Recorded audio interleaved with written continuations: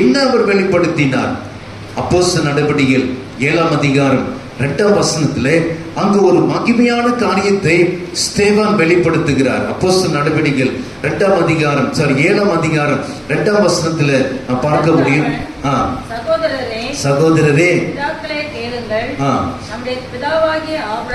நம்முடைய பிதாவாகிய ஆபிரகாம்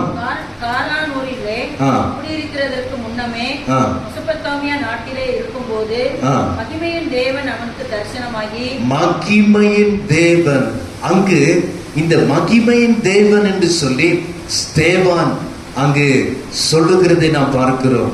அப்போ மெசொப்பொத்தாமியாலே ஆபிரகாம் இருக்கும் பொழுதே இந்த மகிமையின் தேவன் அவருக்கு இடைப்பட்டு சொல்லுகிறார், இந்த மெசொப்பொத்தாமியா தேசத்திலிருந்து கானான் தேசத்திற்கு நீ புறப்பட்டு செல்ல வேண்டும். கிட்டத்தட்ட இன்றைக்கு நாம் பார்ப்போம் என்றால் 1000 மைல் தூரம் இருக்கிறதா. மெசொப்பொத்தாமியால இருந்து கானானுக்கு போவதற்கு 1000 மைல், அது கிலோமீட்டரா நாம் சேஞ்ச் பண்ணுவோம் என்றால் 1500 கிலோமீட்டர் தூரம். அவ்வளவு கடினமான பாதை. ஆபிரகாமுக்கு ஆண்டவர் அல்லது மகிமையின் தேவன் வெளிப்பட்டு சொன்னதினாலே அவர் புறப்பட்டு சென்றார். அப்போ மகிமை, எக்கோபோத் என்கிற வார்த்தைக்கு மகிமை என்று அர்த்தம் என்று சொல்லி அங்கு பார்க்கிற விதமாக ஆபிரகாமுக்கு இந்த மகிமையின் தேவன் வெளிப்பட்டார். வெளிப்பட்டு சொன்ன உடனே ஆபிரகாம் கீழ்ப்படிக்கிறது நான் பார்க்கிறோம். ஆபிரகாமுடைய தகப்பனார் பேர் தெரியுமா இருக்காரு? ஆபிரகாமுடைய தகப்பனார் பேர் தெராகு. தெராகு அவர் என்ன செய்து கொண்டிருந்தார் என்றால் விக்கிரகங்களை செய்து கொண்டு அவைகளை விற்று கொண்டிருந்த மனுஷன். விக்கிரகங்கள் ரூபரூபமாக என்றால் ஆதி நாட்களிலே எகிப்தில் விதவிதமான விக்கிரகங்கள், இன்னும் அநேக விக்கிரகங்களை செய்து கொண்டு அவர் விற்று கொண்டிருந்தார். ஒரு முறை அந்த ஆபிரகாம் மார்க்கெட்ல, இது ஒரு இடத்துல படிச்சேன், மார்க்கெட்ல விற்று கொண்டிருக்கிறார். தன் தகப்பனாகிய தெராகு செய்த விக்கிரகங்களை விற்று கொண்டிருந்தார். அவர் என்ன சொன்னார்?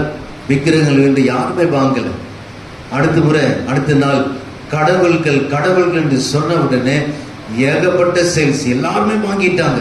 ஓ தேவர்கள் இவர்கள் தான் நம்மை விடுவிக்கிறோம் என்று சொல்லி எல்லாருமே வாங்கிக்கிட்டாங்க.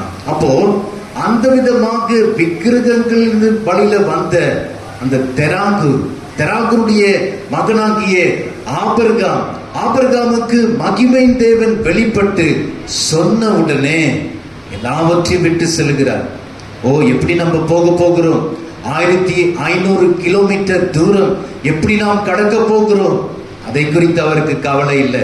ஒரே ஒரு சிந்தை, ஒரே ஒரு காரியம், மகிமையின் தேவன் எனக்கு வெளிப்பட்டு சொன்னார். நேற்று நம்முடைய பிரதர் ஜான்சன் அவர்கள் தன்னுடைய வார்த்தையில கீழ்ப்படுகிறவர்களுக்கு கர்த்தர் மகிமையாய் காரியங்களை செய்வார் என்று சொல்லி நல்ல ஆழமான சத்தியத்தை வெளிப்படுத்தினார். இன்றைக்கு நாம் பார்க்கிற இந்த காரியம், அன்றைக்கு ஆபிரகாம் கீழ்ப்படிந்ததினாலே ஆபிரகாமை ஆண்டவர் விட்டுவிட்டாரா அல்லது ஒன்றுமில்லாதவராக மாற்றினாரா என்றால் தன் சொந்த ஜனத்தையும் தன்னுடைய இனத்தையும் தனக்கிருந்த சொத்து வந்து எல்லாவற்றையும் விட்டு ஆண்டவர் சொன்ன அந்த கானான் தேசத்திற்கு புறப்பட்ட அந்த ஆபிரகாம் நடந்தது என்ன? வார்த்தையில வாசிக்க முடியும். ஆபிரகாமை சீமானாக ஆண்டவர் மாற்றினார். ஹல்லேலூயா! ஆபிரகாமை சீமானாக மாற்றினார். 318 வேலையாட்களை கொண்டிருந்த ஆபிரகாமாக ஆண்டவர் மாற்றினார். எதனால் என்றால் இந்த மகிமையின் தேவன் வெளிப்பட்டு சொன்ன இந்த வார்த்தைக்கு கீழ்ப்படிந்தார். அப்போ ஒரு சில நேரத்தில் யோசிப்பதுண்டு, அப்போ இந்த மகிமையின் தேவன் நம்மோடு கூட இடைப்படுகிறது இல்லையா? நாம அப்படியாக இருக்கிறோமே, எவ்வளோ வார்த்தைகளை கேட்கிறோம், எவ்வளோ ஜீவனுள்ள காரியங்களை நாம் கேட்கிறோம், அல்லது அவைகள் எழுதப்பட்டிருக்கிறதை நாம் பார்க்கிறோம். கீழ்ப்படிதல் இருக்குமே என்றால் இந்த இடத்துல அநேக வல்லமைகள் செயல்படும் என்று நாம் விசுவாசிக்கிறோம். ஆக இந்த மகிமையின் தேவன் வெளிப்பட்டு சொன்னதினாலே என்ன சொன்னார்? நீ கானான் தேசத்திற்கு புறப்பட்டு செல்லு. புறப்பட்டார். அங்கு அநேக சோதனைகள், அநேக விதமான பிரச்சனைகள், கவலைகள் அல்லது இயலாமைகள் அல்லது ஒன்றுமில்லாத நிலவரங்கள் எல்லாவற்றிலும் ஆண்டவர் அவரை தாங்கி வழி நடத்தினார். ஆக நாமும் கூட இந்த மகிமையின் தேவன் நமக்கு வெளிப்பட்டு சொல்லும் பொழுது உண்மையாக காரியங்கள் ஆகும். ஒருமுறை ஆண்டவராக இயேசு கிறிஸ்து பிரயாணமாய் போய் கொண்டிருந்தார். ஒரு ஸ்திரீ, அவளுக்கு அநேக பலவீனங்கள், 12 வருஷமாய் பெரும்படுள்ள ஸ்திரீ. நடந்தது என்ன? அவளுக்குள்ளாக ஒரு விசுவாசம். இந்த மகிமையின் தேவன் புறப்பட்டு இந்த மார்க்கத்தில் சென்று கொண்டிருக்கிறார். நான் என்ன செய்ய வேண்டும் என்றால், அந்த மகிமை நான் எடுத்துக்கொள்ளணும். அநேக ஜனங்கள் அவரை நெருக்கி கொண்டிருக்கிறாங்க. ஆனாலும் கூட அந்த மகிமை என்னோடு கூட கிரியை செய்யணும் என்கிற விசுவாசம் அந்த ஸ்திரீக்குள்ளாக இருந்தது. நடந்தது என்ன? கூட்டம் ஜனங்கள் மோதி கொண்டிருக்கிறாங்க. லூக்கா எழுதின சுவிசேஷம் 8ஆம் அதிகாரம் 48ஆம் வசனத்துல நான் பார்க்க முடியும். லூக்கா எழுதின சுவிசேஷம் 8ஆம் அதிகாரம் 48ஆம் வசனத்துல வாசிக்கிறோம். அவளை பார்த்து, மகளே திடன்கொள், விசுவாசம் உன்னை இரட்சித்தது, சமாதானத்திலே போ என்றார். அதுக்கு முந்தின வசனங்களிலே மகிமை என்னிடத்திலிருந்து வெளிப்பட்டது என்று சொல்லி ஆண்டவர் சொல்லுவார்.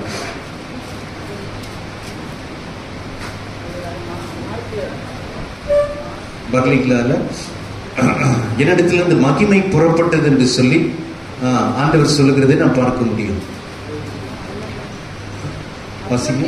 என்னை தொட்டது யார் என்று கேட்டார். வசனம் சிஸ்டர். ஓகே. எங்களுக்கு தெரியாது என்று எல்லாரும் சொன்னபோது பேதுருவும் அவனுடனே கூட இருந்தவர்களும், ஐயரே, திரளான ஜனங்கள் உம்மை சூழ்ந்து கொண்டிருக்கும் பொழுது என்னை தொட்டது யார் என்று எப்படி கேட்கிறீர் என்றார்கள். ஆக இந்த இடத்துல கொஞ்சம் நிதானிப்போம் என்றால், இங்க ஆண்டவர் சொல்லுகிறார், என்னிடத்திலிருந்து மகிமை, சொல்லுங்களேன், மகிமை புறப்பட்டு இருக்கிறது என்று சொல்லி ஆண்டவர் சொல்லுகிறார். அப்போ இவளிடத்துல காணப்பட்ட அந்த விசுவாசம், மகிமை தேவன் புறப்பட்டு சென்று கொண்டிருக்கிறார். அந்த மகிமை தேவனுடைய அந்த தொங்கலை தொட்ட மாத்திரத்துல என்னுடைய வியாதி போகும், என்னுடைய பலவீனம் போகும், என்னுடைய குறைபாடு நீங்கும் என்கிற விசுவாசம் இந்த ஸ்திரீக்குள்ளாக இருந்ததினாலே அங்கு போய் தொடுகிறார். அப்ப ஆண்டவர் அந்த பேதுரு பக்கத்துல இருக்கிற சீஷ, ஆண்டவரே, எல்லாரும் மோதி கொண்டிருக்கிறாங்க, அநேகர் இடித்து கொண்டிருக்கிறாங்க, அநேகர் உங்களை தட்டுகிறாங்க, அப்போல்லாம் நீங்க ஒன்றும் சொல்லல, இப்பொழுதோ மகிமை என்னிடத்திலிருந்து புறப்பட்டு இருக்கிறது.